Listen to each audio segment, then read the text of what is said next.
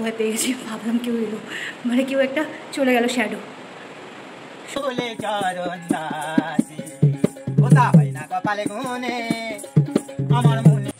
রাজবাড়ি, রাজাদের বাড়ি এরকমই ছিল আগে, রাজবাড়ি।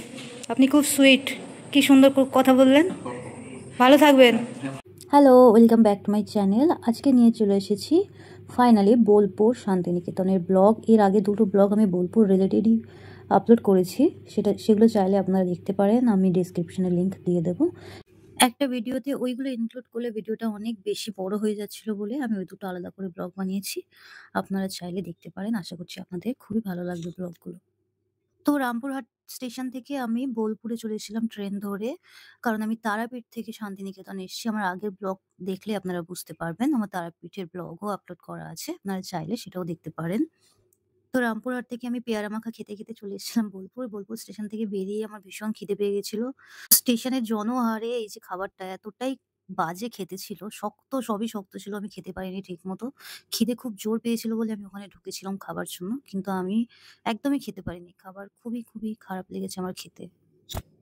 তো যাই হোক, স্টেশন থেকে বেরিয়ে অনেক কষ্টে একটা টোটো পেলাম। 600 meters, you will arrive at your destination.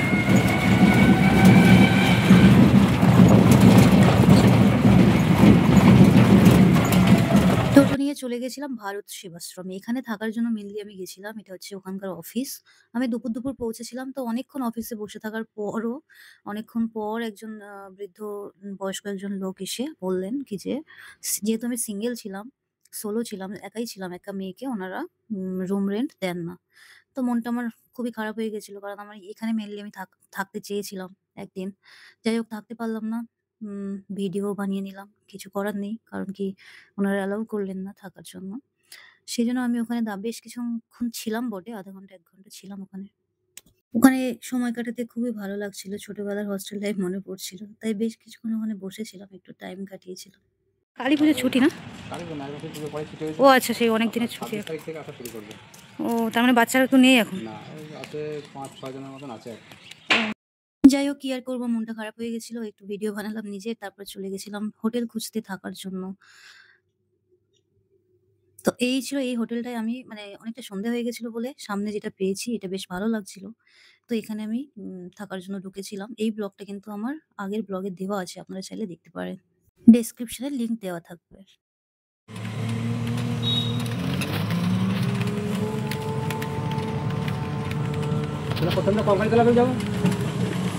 যেটা সুবিধা হবে কঙ্কালীতলা দিয়ে চলুন, ওটা দিয়ে সুবিধা হবে তো? যেভাবে সুবিধা হবে সেইভাবে।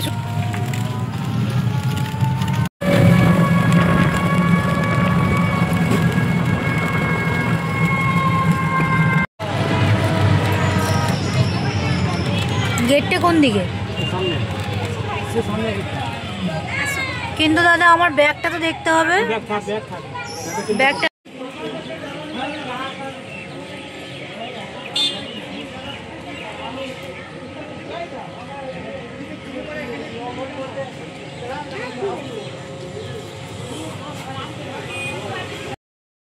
তো বোলপুর ট্যুরের আমি ফার্স্ট যেখানে গেছিলাম সেটা হচ্ছে কঙ্কালীতলা কালী মন্দির। এটাই আমার ফার্স্ট স্পট ছিল। যদিও আমাকে টোটোওয়ালা দাদাই রেকমেন্ড করেছিলেন যে এখানে ফার্স্ট আসতে। তো এটা হচ্ছে কঙ্কালীতলা কালী মন্দির। মন্দিরটা বেশ ভালো, আমার বেশ ভালোই লেগেছে। তো আপনাদেরকেও চারিদিকটা পুরোটা ভালো মতো আমি ঘুরিয়ে দেখাচ্ছি উম মন্দিরটা। আমি যেহেতু তারাপীঠ থেকে ডাইরেক্ট বোলপুর এসছি, তো তারাপীঠে থেকে ঘুরে এসেই এখানে এসেই যে কালী মায়ের মন্দিরটায় আমি ফার্স্ট এসছি বোলপুরে, তো সেটাও কিন্তু আমার খুব ভালো লাগছিল ফিলটা। তো আপনারাও দেখে নিন মন্দিরের অ্যাম্বিয়েন্সটা।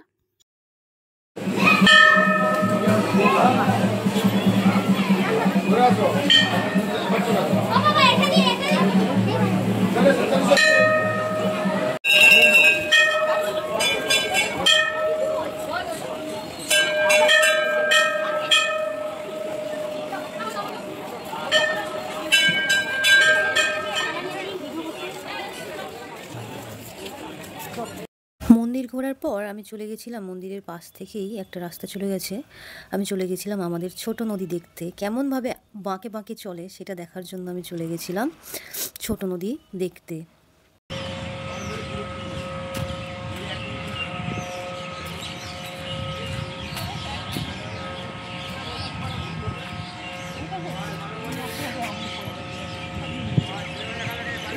কিভাবে বলবে এই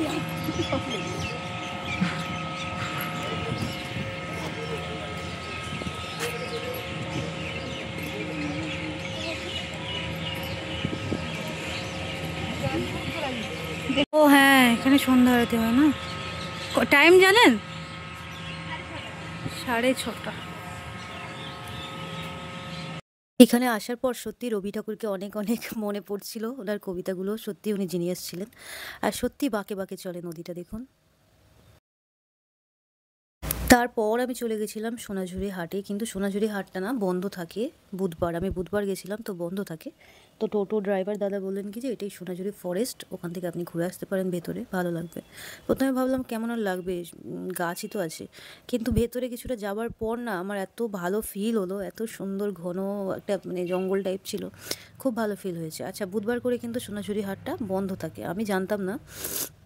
আমি চলে এসেছিলাম, তাই সোনাঝুরি ফরেস্টের মধ্যে ঢুকে আমি একটু ভিডিও বানিয়েছিলাম, নিজের রিলস বানিয়েছিলাম একা একা ক্যামেরা রেখে। তো ভেতরে ঢুকে দেখলাম যে অনেকেই আছেন ভেতরে। প্রথমে আমি ভাবলাম যে শুধু গাছই তো আছে, কিন্তু ভেতরে ঢোকার পর সত্যিই খুব ভালো ফিল হয়েছিল, ভালো এনজয় করেছি ঢুকে।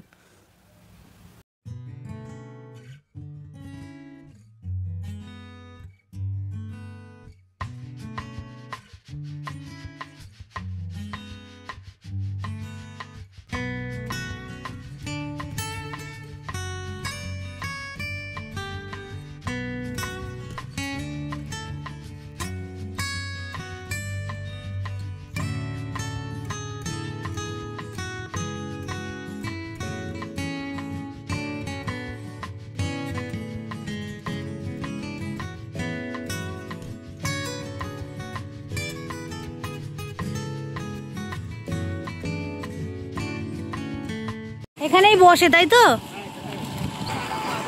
হ্যাঁ, আর একটা ওদিকে বসে। এখন তো বোধহয় বসে না।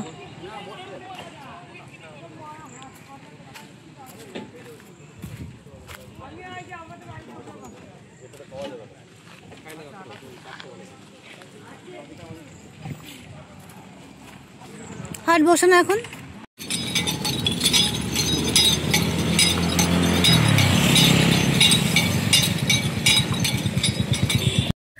তো এটা আমার টোটো ড্রাইভার দাদার জন্য ছিল, আখের রসটা আমি নিয়ে যাচ্ছিলাম। তারপর আমি নিজেও খেয়ে নিলাম এক গ্লাস, বেশ ভালোই লেগেছিল। আখের রস খেতে বেশ ভালোই লাগে, আর ওরকম জায়গায় দাঁড়িয়ে খাওয়ার মজাই আলাদা। তো পুরো ব্লগটা আপনারা দেখতে থাকুন, আমি বোলপুর কিভাবে ঘুরলাম, আশা করছি আপনাদের ভালো লাগবে।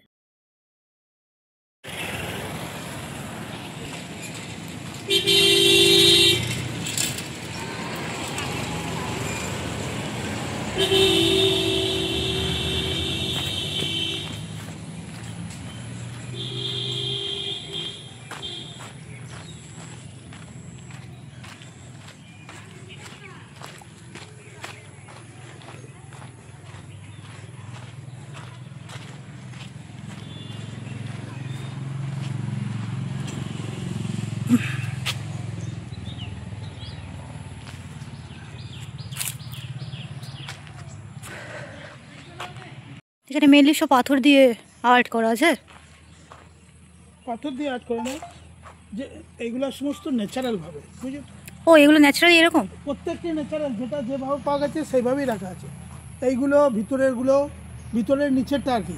ও আচ্ছা, মানে এগুলো একদম ন্যাচারাল উডের আছে, আর ওপরে দোতলায় আছে ব্রোঞ্জের, ওটা তৈরি করা। আচ্ছা, মানে এইগুলো বানানো নয়, এগুলো ন্যাচারালি? এটা হচ্ছে একটা উড ফসিল, বুঝলি তো? উড থেকে এটা ফসিল হয়ে গেছে। হ্যাঁ, ফসিল হয়ে গেছে। গণেশের মতো আঁকিতে এসে তাই গণেশ নাম দিয়েছে। আচ্ছা, বেশ ভালো। গণেশের মতোই লাগছে সামনে থেকে। হ্যাঁ, সুন্দর। আর এইটা দেখুন, এখান থেকে দেখুন, এটা কি মনে হচ্ছে আপনার? এখান থেকে দেখুন, আমার কাছে এখান থেকে তো আমার প্যাঁচা টাইপের লাগছে। এইখানে আসুন, দেখুন, তাই তো নাকি? নজর করুন। হ্যাঁ, কি মনে হচ্ছে আপনার দেখে? আমি তো বুঝতে পারছি না। রবীন্দ্রনাথ ঠাকুর মনে হচ্ছে না? বৃদ্ধ বয়সে আলখাল্লা পরে পিছন দিয়ে হাত দিয়ে দাঁড়িয়ে আছেন। হ্যাঁ হ্যাঁ, সেরকম ভাবে ভাবলে সেরকমই লাগছে। এটা হচ্ছে উড ফসিল, এটাও উড ফসিল। আচ্ছা, আর এই দেখছেন না, ওখানে দূর থেকে মনে হচ্ছে একটা পেঁচা বসে আছে। হ্যাঁ, ওইটা পেঁচা লাগছে। ওটাও উড ফসিল। আচ্ছা, আর একটা যেটা বসে আছে ওটাও উড ফসিল। তো এগুলো কোথা থেকে পাওয়া গেছে? এটা ভারতবর্ষের বাইরে বিভিন্ন জায়গা থেকে একটা একটা করে সংগ্রহ করা হয়েছে। আচ্ছা, কারা সংগ্রহ করে এনেছে? যিনি করেছিলেন এটা সুব্রত বসু, উনিই কালেকশন করেছেন। সুব্রত বসু, উনি কে ছিলেন? 50 বছর ধরে কালেকশন করেছেন ভারতবর্ষ মানে উনি কিছু ছিলেন, মানে উনি ছিলেন সেন্টার এক্সাইজের চিফ কমিশনার। আচ্ছা, হ্যাঁ, একটা জায়গায় রাখতেন উনি, তো রিটায়ার হয়ে যাওয়ার পরে এই জায়গাটা চয়েস করে নিয়ে এখানে করেছেন আর কি। আচ্ছা, বেশ ভালো। নিয়ে এখন একটা সোসাইটি আন্ডারে এটাকে দিয়েছেন আর কি। আচ্ছা, আজকে কি এই হাটটা বন্ধ বলে ভিড়টা কম? হ্যাঁ, আজকে তো হাটটা বন্ধ তো। এই জিনিসটা এই বড়, এটা হচ্ছে মৈত্রী বন্ধুত্ব, পাশাপাশি দুজনা হাত ধরে করে দাঁড়িয়ে আছে। আচ্ছা, এর অরিজিনালটা ভিতরে আছে, দেখবেন এই পাশ দিয়ে। আচ্ছা, এটা অরিজিনালটা ওখানে? হ্যাঁ, এটা তৈরি করে। এটা তৈরি করা? হ্যাঁ। আচ্ছা, দেখুন একটা একটা করে। হ্যাঁ। আর এই পাশ দিয়েও আছে সমস্ত। এটা দিয়ে যাওয়া যাবে তাই তো? হ্যাঁ, এটা দেখুন, এইদিকে 1 2 3 4। হ্যাঁ, এটা 3 4। আরো 3 4। এটা 3 4। হ্যাঁ। আর আছে ওদিকে? না, ওদিকে আর নাই। ওদিকে কিছু কেউ করছে বলে দেখতে পেলাম। কোথায়? কাজ করছে কিছুর। ওই বিল্ডিংটা কিসের? ওই বিল্ডিংটা হচ্ছে কাজ না, ওটা নটরাজ করেছে আর কি। ও, ওটা ওখানে থাকার জায়গা আর কি। ও আচ্ছা, ওদের থাকার জায়গা আর খাওয়ার জায়গা করেছেন আর কি আচ্ছা, ওনারা। ওটা পার্সোনাল ওনার। বুঝেছি, ঠিক আছে, ঠিক আছে, থ্যাংক ইউ। কোথা থেকে এসেছেন আপনারা? আমি কলকাতা থেকে এসেছি।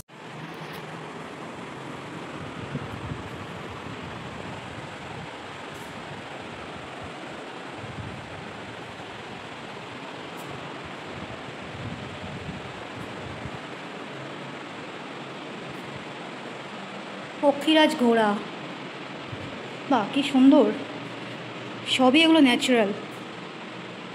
ভোরের মোরগ, ওয়াও। সমুদ্রের ঢেউ, খুব সুন্দর জিনিসগুলো হয়েছে। এগুলো সবই ন্যাচারালি পাওয়া গেছে, খুব সুন্দর।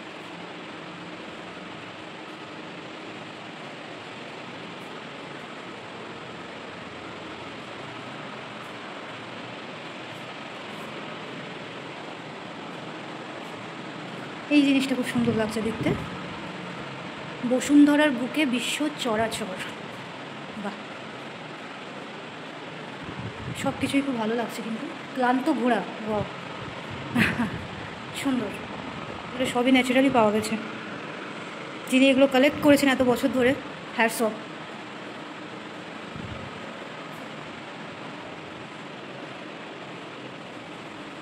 এটা গ্রাউন্ড ফ্লোর, এর উপরে আছে ফার্স্ট ফ্লোর।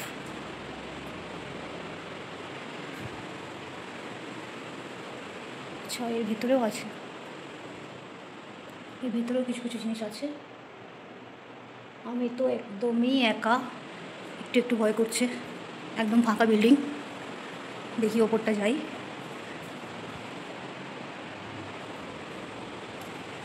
ফার্স্ট ফ্লোর,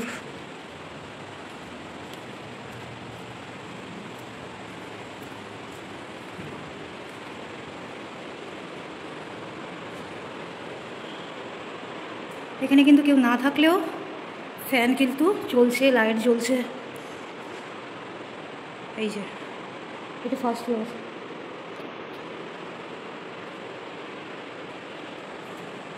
বেশ সুন্দর জায়গাটা, দেখুন।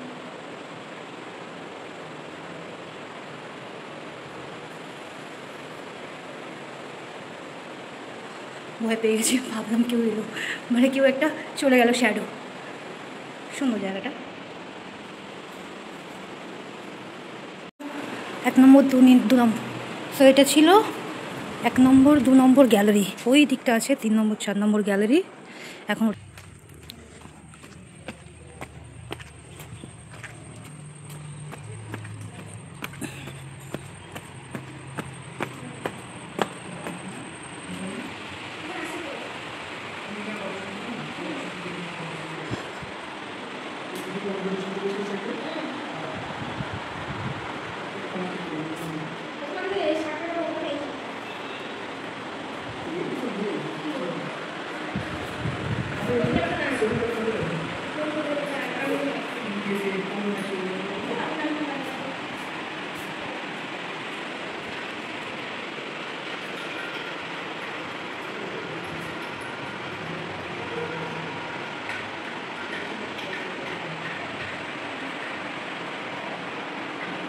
খুব সুন্দর জায়গাটা, কিন্তু ভীষণই ভালো লেগেছে আমার। একটা ছোট্ট একটা ব্যালকনি, ওদিকে পার্সোনাল থাকার জায়গা, খাবার জায়গা। এই যে সুন্দর জায়গাটা।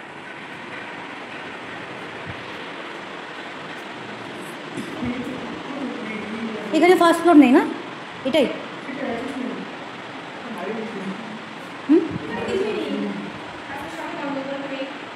হ্যাঁ, আমি তো জানি না, দূর থেকে এসেছি।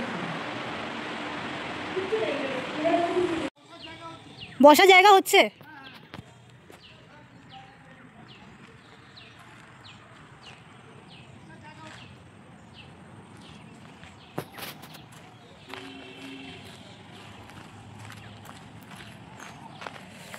চলো টাটা বাই বাই করে দিচ্ছি। এবার আমার নেক্সট পয়েন্টে যাব। এবার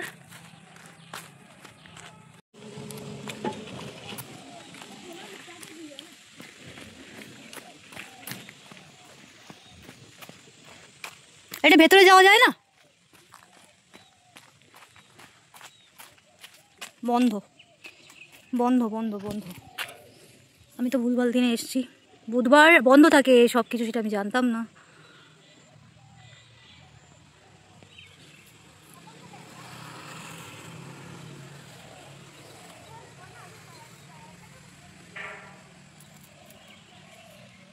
যতটা নেওয়া যায় নিলাম, আর তো বিশেষ কিছু নেই নেবার মতো।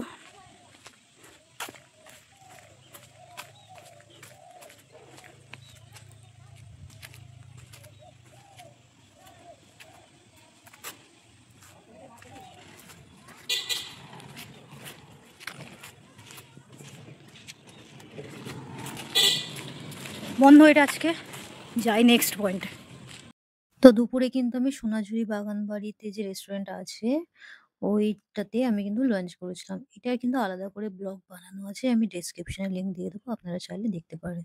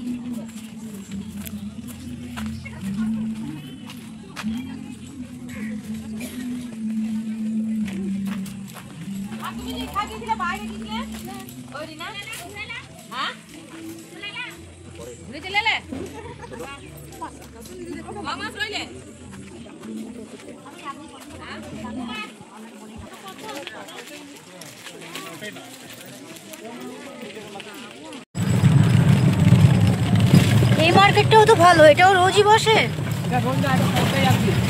আচ্ছা, যেদিন ওটা বন্ধ থাকে বুধবার। কিছু কেনা সেই কিনতেই হলো।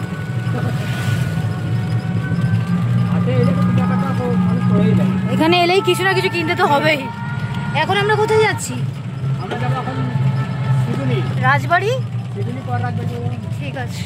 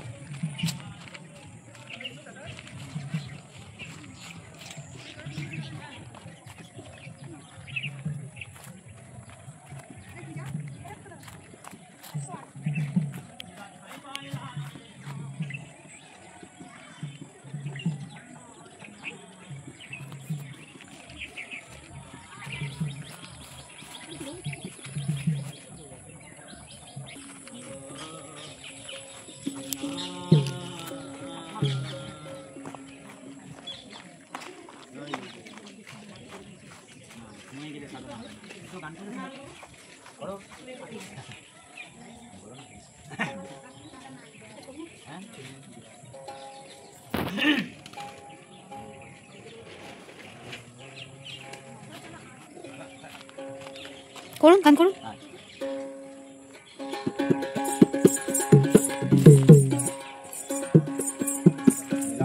কতদিনে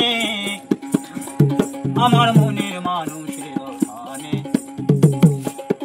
আমার মনের মানুষের গানে জাতক প্রায়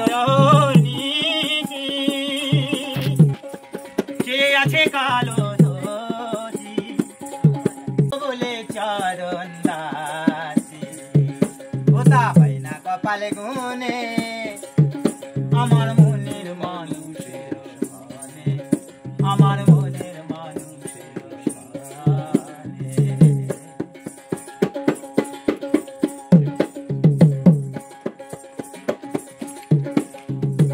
যখন স্মরণে হয় থাকে না লোক লজ্জার ভয়, তাই লালনে ফকির ভেবে বলে সদাই,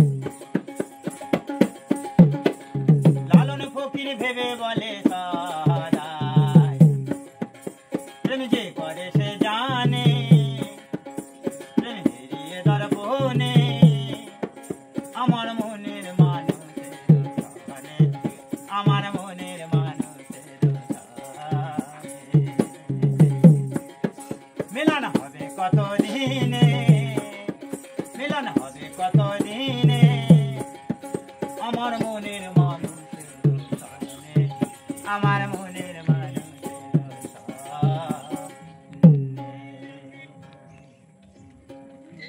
নাইস।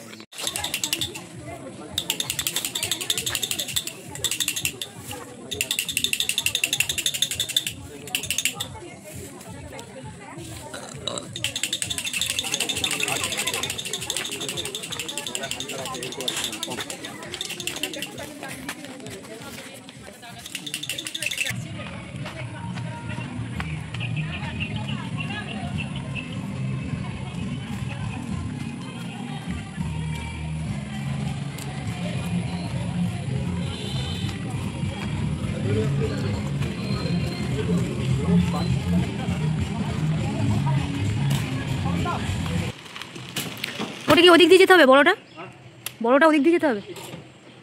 এটা বড় না ছোট কি বললে?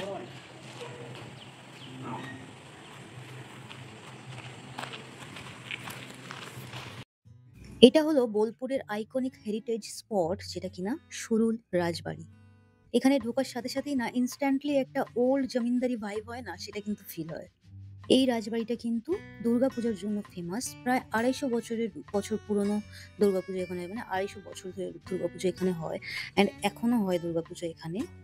বাড়িটা যিনি বানিয়েছিলেন তিনি কিন্তু একজন প্রমিনেন্ট জমিনদার ছিলেন সেই টাইমে, বীরভূম ডিস্ট্রিক্টের।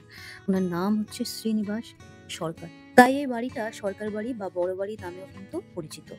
বাড়িটা অনেক পুরনো হলেও চার্ম কিন্তু এখনো সেমই আছে, মানে কাম, পিসফুল অ্যান্ড আমি বলবো সুপার ফটোজেনিক। মানে বোলপুরে এসে সুরুল রাজবাড়ি না দেখলে ট্যুর কিন্তু একেবারেই কমপ্লিট হয় না। তাই যখনই বোলপুরে আসবেন সুরুল রাজবাড়ি ভিজিট করতে কিন্তু একেবারে ভুলবেন না, অবশ্যই অবশ্যই ভিজিট করবেন।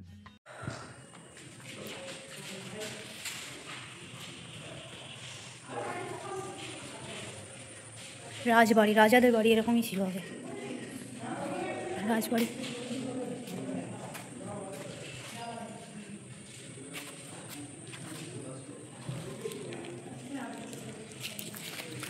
এই যে বাড়িটা দেখার জন্য 10 টাকা টিকিট, 10 টাকা।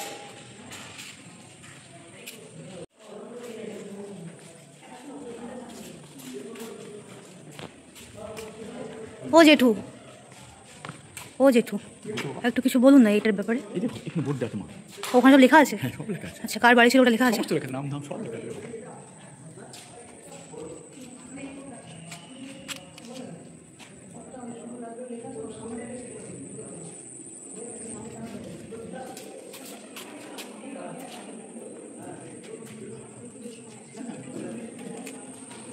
একটা ঘর আছে।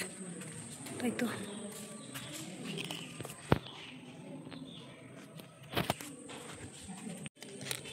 ওখানে প্রতিমাটা করা আছে না, কাঠামোটা করা আছে। এদিকে থাকেন ওনারা।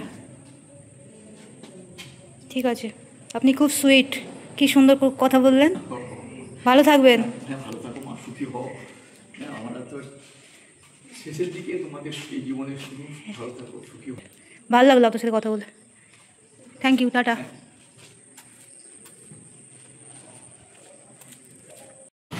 এই দিকটা মানে এখানে রাস্তা কই?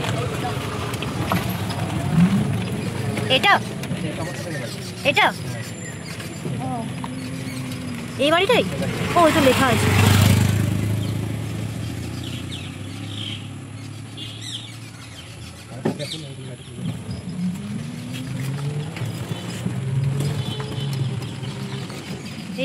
এই বাড়িতেই থাকতেন উনি?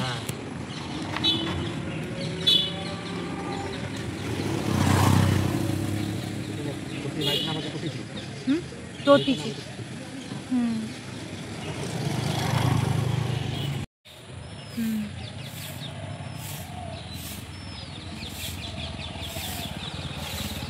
ঠিক আছে, স্টেশন যাই, টাইম হয়ে গেছে। স্টেশনে আবার ওইটা দেখতে হবে, লাইব্রেরিটা। কি আছে এটা?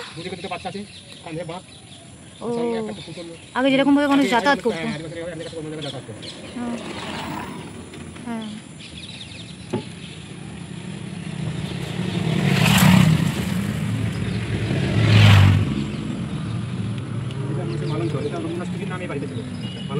মালঞ্চ।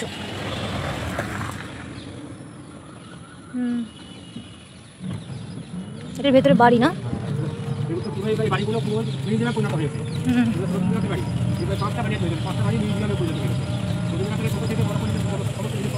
হ্যাঁ,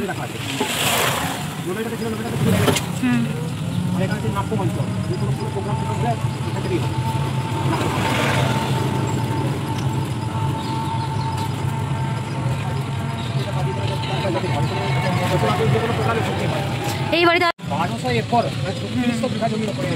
অনেক বড়। ইউনিভার্সিটি ভবন ঢাকার প্রথম পাকা বাড়ি। এই বাড়িটা 3টি অংশে বিভক্ত আছে। প্রথম পাকা বাড়ি? প্রথম পাকা বাড়ি। 3টি অংশে বিভক্ত আছে, মন্দির, মসজিদ, গির্জা। এই বাড়িটার ভেতরে? হ্যাঁ, এই বাড়িটা 3টে মডেলে তৈরি। হ্যাঁ, আর এই প্রথম মেলায় মাঠগুলো চলতো। এখন তো মেলাটা তুলে অন্য জায়গায় ভবন ঢাকাতে। হ্যাঁ, প্রথমে এখানে মেলা হতো। প্রথমে মাঠগুলোতে মেলা হতো। এটা হচ্ছে উপাসনা বাড়ি, প্রার্থনা সভা।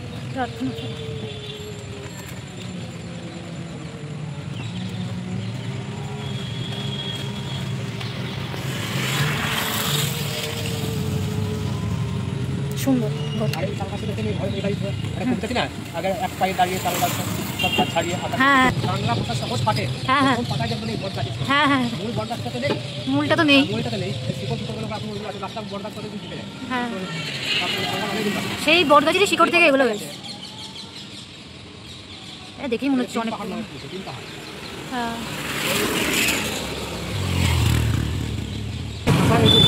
ভাষা ভুলে গিয়া বিভিন্ন ভাষা নিয়ে পড়াশোনা করে।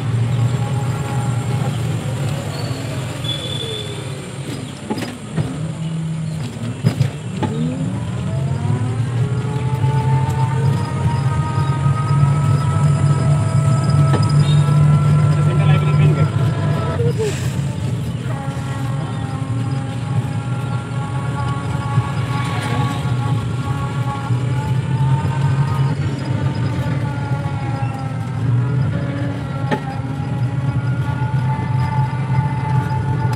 এই মাঠটা দেখা।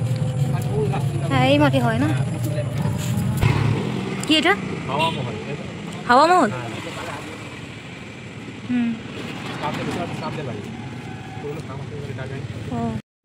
বাড়ি ফেরার জন্য আমার ট্রেন টাইম ছিল 6টা 5-এ, গণদেবতা মানে শান্তিনিকেতন স্টেশন থেকে 6টা 5-এ টাইম হাওড়া আসার জন্য। কিন্তু তার আগে আমি কিছুক্ষণ আগে পৌঁছে গেছিলাম স্টেশনে। একদম স্টেশনের উল্টো দিকে অপোজিটেই আছে আমাদের গীতাঞ্জলি মিউজিয়াম। এটা তো না দেখলেই নয়, এখানে তো ভিজিট করতে আসতেই হতো। গীতাঞ্জলি মিউজিয়াম একটি সুন্দর কালচারাল অ্যান্ড লিটারারি ডেস্টিনেশন, যেটা কিনা আমাদের রবীন্দ্রনাথ ঠাকুরের জীবন, সাহিত্য আর লেগেসিকে সেলিব্রেট করে। মিউজিয়ামের বাইরের স্ট্রাকচারটা খুবই সিম্পল কিন্তু এলিগেন্ট। মানে শান্তিনিকেতনের এই মানে গ্রিনারি, শান্ত পরিবেশ সব মিলিয়ে কিন্তু আমাদের রবি ঠাকুরের যে ভাবনা আর ফিলোসফিকে কিন্তু রিফ্লেক্ট করে। মিউজিয়ামের ভেতরে কিন্তু ফোন অ্যালাউড নয়, তাই আমি বাইরে থেকেই কিছুটা যতটা নেবার আমি ভিডিও বানিয়ে নিয়েছিলাম।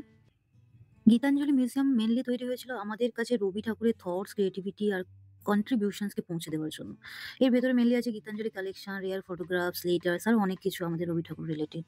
আরও ওনার কিছু আর্ট ওয়ার্কসও আছে যেগুলো দেখে কিন্তু বোঝা যায় how deeply he connected with nature, human emotions and spirituality. তাই যদি আপনি রবীন্দ্রনাথকে ভালোবাসেন, লিটারেচার বা কালচার এক্সপ্লোর করতে চান, অবশ্যই এখানে একবার আসবেন। তো এই ছিল আমার বোলপুর শান্তিনিকেতনের ব্লগটা কেমন লাগলো সবাই অবশ্যই কমেন্টে জানাবেন। দেখা হবে পরের ভিডিওতে, পরের ব্লগে। সবাই খুব ভালো থাকুন আর অনেক অনেক ঘুরে বেড়ান। আজ তাহলে আসি, টাটা।